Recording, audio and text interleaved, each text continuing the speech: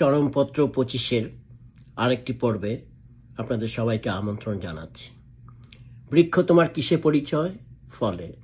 তেমনি বর্তমান অবৈধ সরকারের কিসে পরিচয়? তাদের কর্মকাণ্ডে। হ্যাঁ, গত 10 মাস ধরে এই অনির্বাচিত অবৈধ সরকার যে সমস্ত কর্মকাণ্ড করছে তা সত্যি বাংলাদেশে এর পূর্বে আর দেখা যায়নি। মব সন্ত্রাস, অত্যাচার, দমন নীতি সব কিছু তারা করছে, কোনো বিরোধী পক্ষকে দাঁড়াতেই দিচ্ছে না।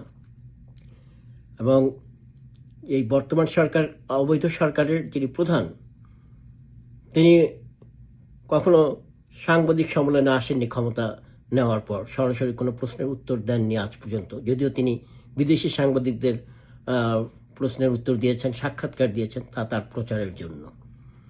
আসলে আমাদের মতো একটি দেশে যখন কোনো পশ্চিমা শক্তি ঘাঁটি গাড়তে চায় বা দেশকে শোষণ করতে চায় বা তাদের স্বার্থসিদ্ধি উদ্ধার করতে চায়, তখন তারা একজন তল্পিবাহক বা তাবেদার রাষ্ট্রপ্রধান তৈরি করেন।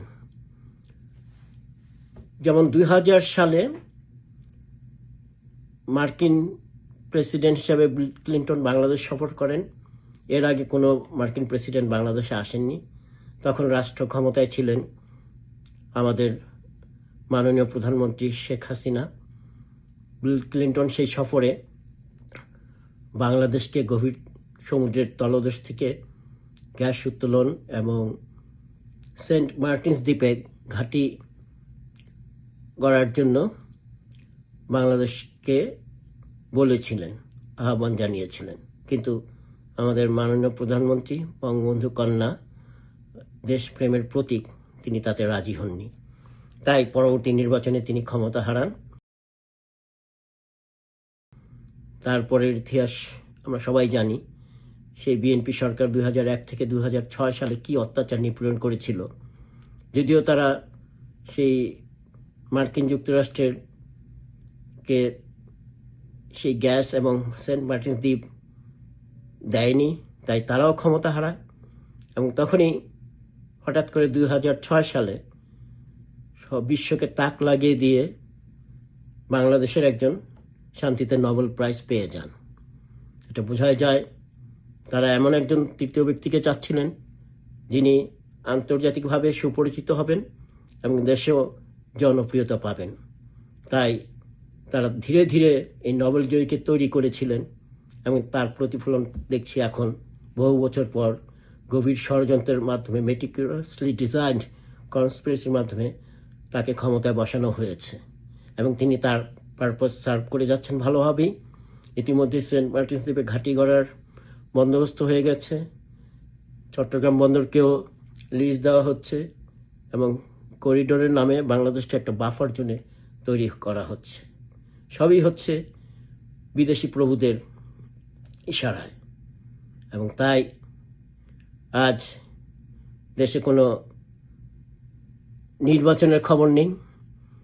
তার পয়সা দিয়ে তৈরি করা তার সাঙ্গপাঙ্গরা সোশ্যাল মিডিয়ায় বলছেন তাকে নোবেল জয়ীকে আরও 5 বছর ক্ষমতায় থাকার জন্য, নির্বাচন ছাড়াই। এগুলি সবই সাজানো নাটক। এবং আওয়ামী লীগকে নিষিদ্ধ করেছেন তারা জানে ভালো করে যে এই মুহূর্তে নির্বাচন হলে আওয়ামী লীগ 70% সিট পাবে।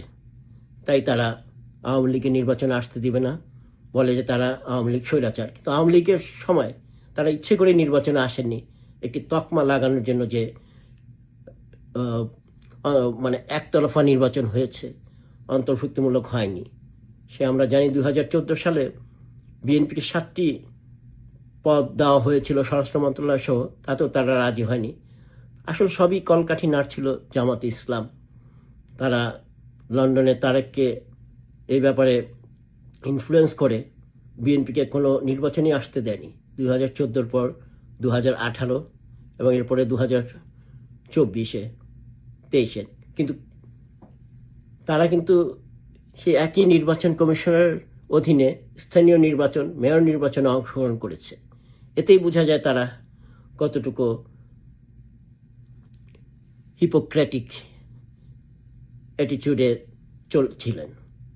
তাই সংগ্রামী সাথীরা, আজ বাংলাদেশ সত্যি একটি স্বৈরাচারী একটি মৌলবাদী রাষ্ট্রে পরিণত হয়েছে, যেখানে কোনো বাক স্বাধীনতা নেই, যেখানে মানুষের নিরাপত্তা নেই, যেখানে সেই ইচড়ে পাকা তরুণ 30 বছরের নিচে মাত্র 27 বছরের একজন উপদেষ্টা হয়েছেন, যিনি ব্যাগে করে তার অস্ত্র নিয়ে, ম্যাগাজিন, বুলেট নিয়ে যান। এ থেকে বোঝা যায় তারা আসলে জঙ্গি। এই জঙ্গি দ্বারা এই সরকার নিয়ন্ত্রিত হচ্ছে এবং বাংলাদেশকে একটি আফগানিস্তান এবং সিরিয়ার মতো একটি মৌলবাদী রাষ্ট্রে পরিণত করতে চাচ্ছে। তাই আমাদেরকে এখনই রুখে দাঁড়াতে হবে, বাংলাদেশকে রক্ষা করতে হবে। আমাদের এই প্রাণপ্রিয় জন্মভূমি, 30 লক্ষ নরনারীর বিনিময়ে অর্জিত এই দেশকে আমাদের রক্ষা করতে হবে। জয় বাংলা, জয় বঙ্গবন্ধু, বাংলাদেশ চিরজীবী হোক।